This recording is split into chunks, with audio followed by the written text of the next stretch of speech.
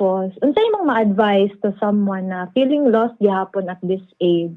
Ang ma-advise ko, just accept being lost because I think at this point sa aton nga kabuhi, though ako man bala, I still feel lost. Parang I still haven't really found what I want in life. Alam mo, though, give yourself the time. Don't pressure yourself nga though kinanglan subong makadesisyon ka na sang kabuhi mo. It will only cause problems kung i-pressure mo pa yung self mo. Basi ma-stress ka pa, masakitan ka pa. But just relax, calm yourself, and tanan nga para sa imo, makadto sa imo. Tanan nga hindi para sa imo, kinanglan i-accept man naton nga hindi man para sa aton.